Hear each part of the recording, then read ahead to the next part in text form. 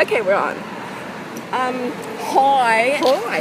It's Susan from ChangeGuru.net, and today I have my lovely friend Sue.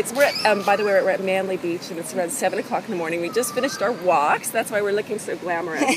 But Sue is the founder of Mindstream.com.au, and she's a motivational speaker and a coach, and one of her specialties, among a lot of things, is in business strategies for people. So I thought, Sue, it would be cool to talk. I know a lot of women over 40, it happened to me, where you're thinking about business in one way or the other. So you are either, you've been a mom for a long time, and you're thinking as the kids are getting older to move into the business world, start getting a career and stuff, or you've been at a career for so many years, and maybe you are thinking about the next half of your life and what you're going to do. So I'm going to ask you a few questions about that. Okay. First question. Let's go to the one where you're a woman who's been in the workforce for 20 years. Yep. And you're in management levels, but the job just isn't doing it for you anymore. And you want to try something else. Do you have any suggestions for that kind of situation? I think one of the core things for me is knowing your values. If you can elicit your values, then it gives you almost like a compass of where you want to go and what you want to be. And I guess what I mean by that is really, when you've been, I know from myself, my own experience, being in business for a long time, working in corporate, and always feeling a little bit flat, and then you get to a stage, I think what you're saying is you get to a stage where you feel there's got to be more in your life. Yeah. And to be true to yourself is a really brave thing to do. If you know your values, it gives you a little bit more courage, and it also gives you a sense of where you want to go to. Does that make sense? It does. It seems like that would be such a obvious thing, but I have a feeling you're saying it's not obvious, that people maybe don't know their values. I think it's exceedingly not obvious. A lot of people that I talk to, especially people in business, may have a thing where they're doing. I'm just going to bring this closer to us, just in case. Okay. where they're doing quite well. They're again, putting it back to how I was at that time.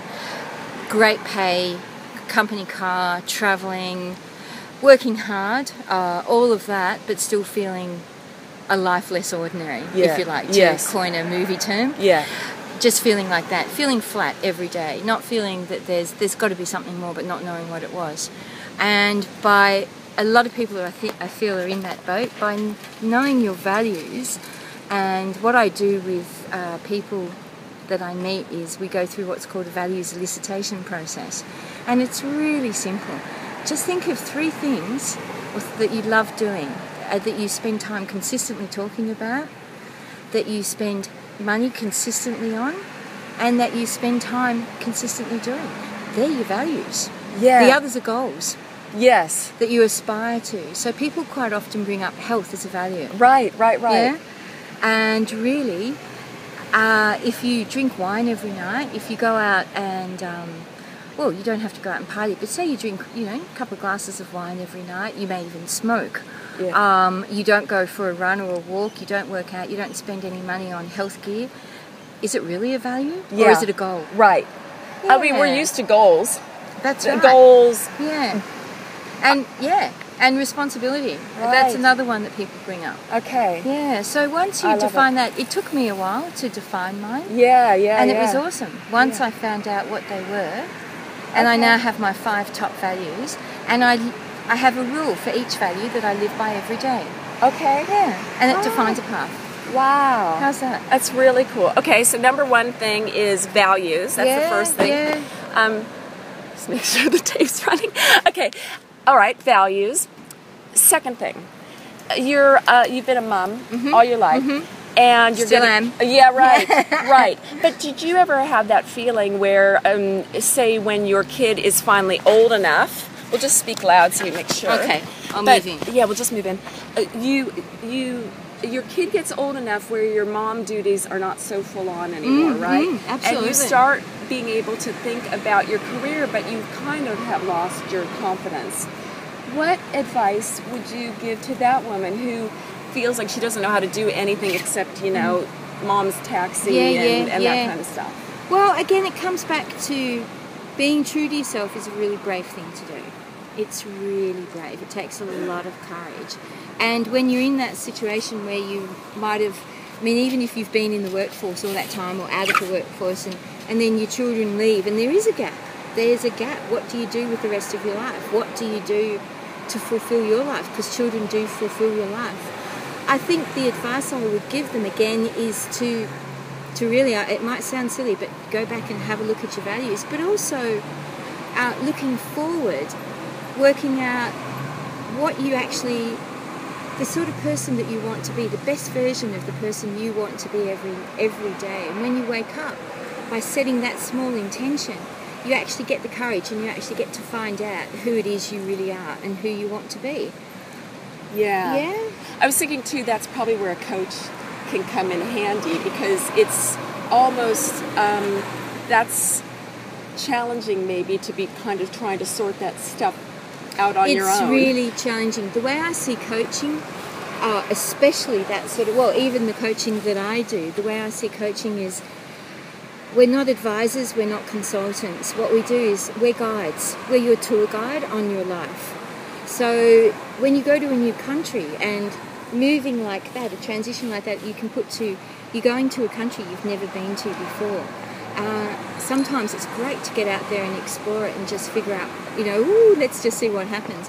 Other times it's really cool to have a tour guide for a short time so that you don't miss out on that museum that's full of wonderful things. You don't miss out on the caves or the ghettos or whatever. So I see a coach as being a tour guide. Yeah. And I'm your guide. I'll guide you through this. Yes. We'll do it together. We're on a discovery journey together. Yeah. That's how I see a coach. Yeah. Yeah. Cool. All right, third thing. Say whatever stage you're in, whether your career or mom or whatever, and you have an idea for a business. Yep. What do you think is the number one thing a woman over 40s should do when wanting to transition into a new business? This one to me is fairly easy, and to me it's pretty cool. Know your outcome.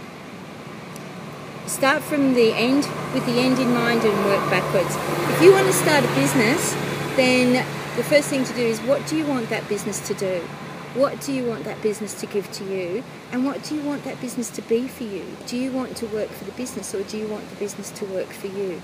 So work out what it is that you actually want to happen around that business and at the end of the business. So for instance, if you want to buy a bookstore, what's your purpose for buying a bookstore? Is it simply because you love books? Unfortunately, that's not enough. It's great if you love books and you know books. Fantastic. You'll be able to sell books. But how are you going to get the customers? Or are you going to spend all day reading at the desk? So knowing the purpose of why you're doing that particular business and work with that in mind every day. That's your goal, is to get the business to there. So are you saying maybe love isn't necessarily enough? I've seen too many people, and I've worked with too many people, that the biggest thing has been they get a big redundancy payout. They may get, they'll get 60,000, 150,000 even.